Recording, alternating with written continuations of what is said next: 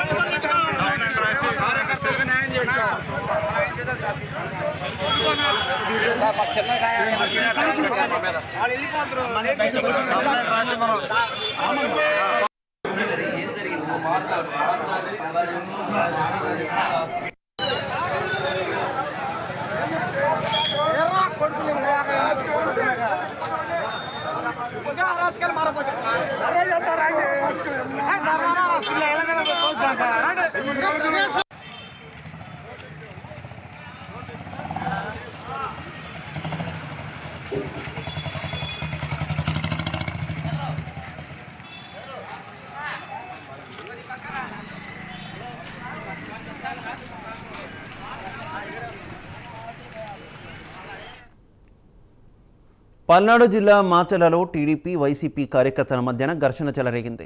TDP కార్యకర్తలు ఇంటింటికి ప్రచారం నిర్వహించే సందర్భంలో ఈ ఘటన జరిగినట్టు తెలుస్తోంది. మాచర్లలోని 13వ వార్డులో టీడీపీ ప్రచారం నిర్వహిస్తుండగా టీడీపీ మాజీ కౌన్సిలర్ కుమారుడిపై వైసీపీ కార్యకర్తలు దాడి చేశారు.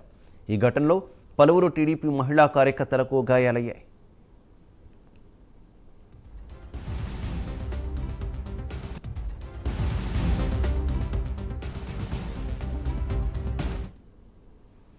ఇదే విషయానికి సంబంధించి మరింత సమాచారం మా కరెస్పాండెంట్ రవికృష్ణ అందిస్తారు. రవికృష్ణ,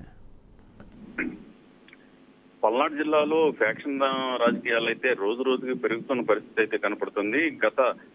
ఎప్పుడైతే ఎన్నికల నోటిఫికేషన్ వచ్చిందో ఆ ఎన్నికల నోటిఫికేషన్ వచ్చినప్పటి నుంచి కూడా ప్రధానంగా ఏదైతే మాచర్లకు సంబంధించిన ఏరియాలో మాత్రం ప్రత్యర్థుల దాడులతో మాత్రం అక్కడ అట్టుడుతున్న పరిస్థితి అయితే కనపడుతుంది. ముఖ్యంగా టీడీపీ అదేవిధంగా కూడా వైసీపీకి సంబంధించిన కార్యకర్తలు తరచుగా కూడా ఘర్షణ పడుతున్నటువంటి నేపథ్యం ఉంది. టీడీపీకి సంబంధించి నిన్న తాజాగా జరిగిన సంఘటన కనుక చూసుకున్నట్లయితే మాత్రం 13, 11, 14 వార్డుల్లో నిన్న ప్రచారం జరిగింది. మాచర్ల టౌన్ లో జరిగినటువంటి సందర్భంలో కూడా పెద్ద ఎత్తున అక్కడికి టీడీపీకి సంబంధించి నాయకులు అక్కడికి రావడం, అదేవిధంగా కార్యకర్తలు రావడం, ఇంటింటి ప్రచారం నిర్వహించారు. ఇంటింటి ప్రచారంలో కూడా సూపర్ గా సక్సెస్ అయింది. అంటే పెద్ద ఎత్తున కూడా వాళ్ళకి ఆ వార్డుల్లో ఆదరణ లభించినటువంటి తరుణంలో అక్కడ ఉన్నటువంటి వైసీపీకి సంబంధించిన నేతలు ఎవరైతే ఉన్నారో వాళ్ళైతే మాత్రం ఆగ్రహం వ్యక్తం చేశారు.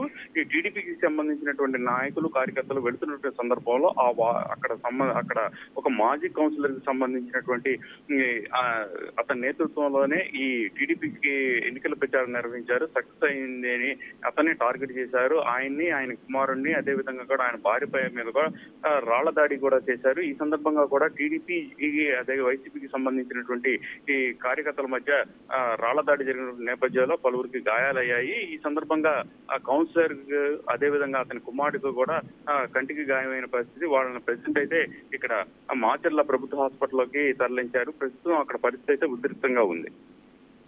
Okay Ravikrishna, thank you.